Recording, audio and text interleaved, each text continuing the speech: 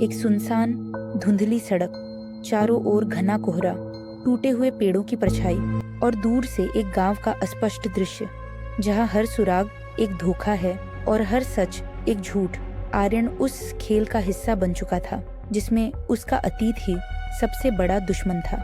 आर्यन एक पुराने जेल के गेट को खोलते हुए, गेट की आवाज गूंजती है जिससे माहौल और डरावना हो जाता है।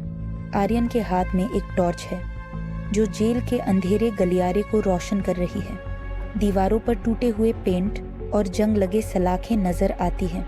यह जेल सिर्फ एक खंडहर नहीं था बल्कि छुपे हुए राजों का जीता जागता गवाह था। एक पुराने लकड़ी के टेबल पर पड़े प्रोजेक्टर का क्लोजअप। आर्यन एक फिल्म रील उठाकर प्रोजेक्टर में लगाता है।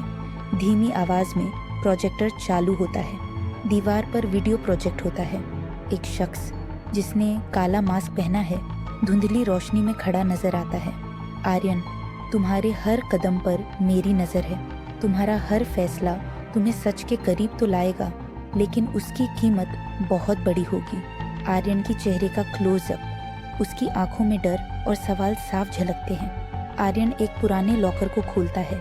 अंदर एक फटी हुई लाल डायरी पड़ी होती है जिसके आखिरी पन्ने पर कोड लिखा होता है, C17R6। लाल डायरी ने एक नया सुराग दिया जो उसे शहर के बाहरी इलाके में बंद पड़ी जेल तक ले आया। आर्यन और उसका साथी अनिकेत कोड को सुलझाते हुए स्क्रीन पर कोड को झूम किया जाता है। अनिकेत, यह कोड पुरानी जेल के सेल नंबर का है। हमें वहां जाना होगा। एक पुराना वीरान रेलवे स्टेशन, कोहरा चारों ओर फैला हुआ है। एक ट्रेन की टूटी फूटी बोगी पास में खड़ी है।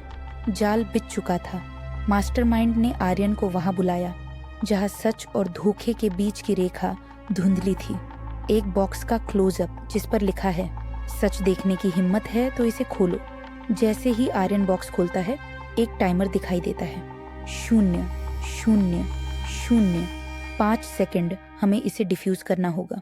आर्यन और अनिकेत बम डिफ्यूज करते हैं।